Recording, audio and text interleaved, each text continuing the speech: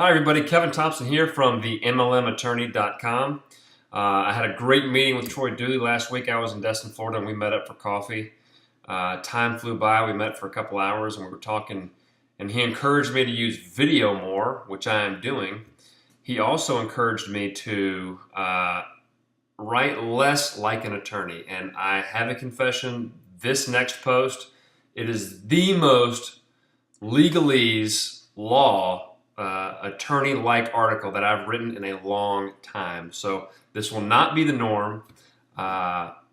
Troy's right. I need to write less like an attorney, and that way it's more engaging content. But this article, in my opinion, is very important, and I wanted to be technically precise. And so, Troy, I appreciate the advice. This is step one, going back to video. I appreciate that. But the article, just bear with me on this one. This article is important, and I'm going to use this video to summarize what you're about to read, and so I'll try to keep it brief. But I think it's a very important subject, especially if you're an entrepreneur trying to start an MLM, because it's difficult to get funds, and usually what separates winners from losers is just access to capital. And if you can just hang in there long enough to reach critical mass, and to be able to hang in there, it takes capital. So fundraising is an essential element of running one of these businesses. Now, if you're going to go traditional angel investor route, venture capital route, private equity, money's tough. There's a little bit of skepticism about the model. I know some companies have successfully gotten some dollars from these top firms. Stellan Dot, for example, had a huge round of funding from Sequoia Capital, one of the preeminent VC firms out of Silicon Valley. They funded Google and I think Facebook and Twitter and YouTube. They're just the best of the best, and they bet on Stellan Dot. Fantastic for Stellan Dot, and that's great for the space. A lot of startups, they don't have that kind of pull with VC firms.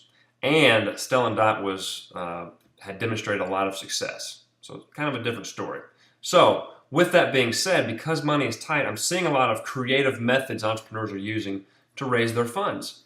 And sometimes successfully, sometimes not so successfully, but I get asked pretty much the same questions on a monthly basis. Can we do this? Can we do that? And they're trying to find creative ways to bootstrap the business. In most cases, entrepreneurs will self-fund their business, or they'll get together with family, friends, partners, and they'll just write checks, themselves to get the thing going, and then scale it as the level of interest increases. So I run into three questions. Number one, can we sell positions in the business early? For example, you pay $50,000, you get X position in the business, and you override the entire organization for 5 years, for example.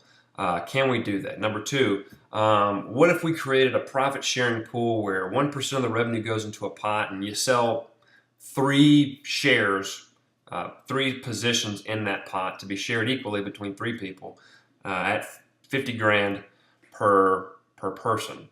Assuming $15 million in revenue, 1% of that goes in the pot, breaks up 3 ways, you get X dollars per year. That kind of arrangement. Surprisingly, I get asked that one. I've been asked that one over the last 6 months, maybe 4 or 5 times. It's an elaborate program people have done in the past.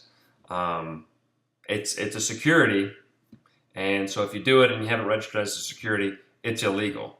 Now there haven't been any actions dealing with that, but it doesn't mean it's not going to happen. Now there I go give away a spoiler. There's a spoiler for that particular way. It's illegal. The third question is, can we do a pre-launch where we solicit some enrollments from people, and we sell just early enrollments, $40, $50. People get in the business, but there is no business, and then we use that money to build the business. Is that legal? And a variation of that would be, can we sell enrollments and give them access to stuff? We give them some services, some products. We give them access to a beta, and we take that money and we scale the business with those dollars. And so those are a lot of questions that I get. Hopefully this article gives you the law. I know there's a lot of law, but really try to chew through it and understand it, because it's important, because the law, it's technical. So you can't really broad brush and give generalizations, because I don't want to give you guys the wrong impression. So the authority is there. I reference all the cases in the statute that you need to understand, and then with that authority, I apply them to those questions that I give you. Now, to get to the conclusions, that first one, can you sell top positions? Well, it depends on how you define an investment contract. And the Supreme Court in the 1940s defined it for us, and they say it is where someone gives consideration, they give money, with the expectation of receiving passive income, income based on the efforts of other people. Now, the case said solely from the efforts of other people, but there's been other cases that, they've redefined the word solely. Basically, what an investment contract is, if you give money with the expectation of receiving a residual reward. $50,000 in exchange for a top position that's going to yield some results will likely be a security. Now, what can be argued is that that position will be maximized, will greatly appreciate based on the owner's skill and how they operate that business, their leadership skill. They're going to build a business, and their income is going to be generated from their efforts. That will be the argument. Will it be successful? It depends. It's hard to say. In my opinion, it's likely to be a security because Glenn Turner, the great MLM guru from, I think, the 70s, Glenn Turner, made the same argument, and he said, hey, their businesses go up or down based on their effectiveness, and the court didn't buy it. So be careful with that one, and I wouldn't do it. Number two, selling these profit-sharing positions. I've already given you the conclusion on that one. I think clearly, and more clear on that one than the first one, that's a security because their income has nothing to do with their skill or performance. It's 100% driven by the performance of the company, and that's residual and passive, and that's under the Howey standard. Howey, H-O-W-E-Y, that's a Supreme Court case. It's a security. The third one's a little challenging. The issue of selling, not really selling, but opening up the door for enrollments and taking money. Now, there's a standard called, which is new to me, called the risk capital test. Now, at the federal level, and which includes the SEC, they don't use this. They just use the Howey test. That's the Supreme Court. That's the authority. Now, some states go a little bit farther than Howey, and they use what's called a risk capital test. And what that test basically says is, I'll give you an example, and that'll help you kind of understand what it's about. If I want to build a golf course, and before I even raise any money, I go out there and I sell memberships to this golf course before we even break ground and say, hey, someday we're going to build a golf course and your membership will be worth some money.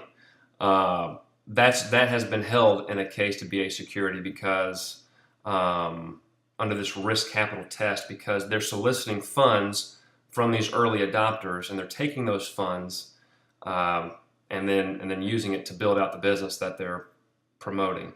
It's kind of complicated. Hopefully the article does a better job at explaining it. But that would apply when you are just selling enrollments with no business. So you're collecting $40, $50 and promising, hey, someday your position will be worth a lot of money once we get this business off the ground. Don't do that. That's a bad idea. Instead, if you absolutely have to be creative to raise some cash, offer some value in exchange for the enrollment. For example, in exchange for them getting in the business, give them early access to information, give them access to perhaps a beta of your service if it's a technology company, or give them discounted prices on certain products. Give them some kind of financial benefit in exchange for that enrollment fee. And in those few states that actually use this risk capital test, it's not likely to be an issue. Now, I hope you find the article informative. It's long, but just read it. Tell me what you think. And because I think these issues are important. Everybody has an issue with how do we raise funds. It separates winners from losers. And so I felt compelled to kind of share some of the do's and don'ts. And if you got any insight, share it with me. You take care.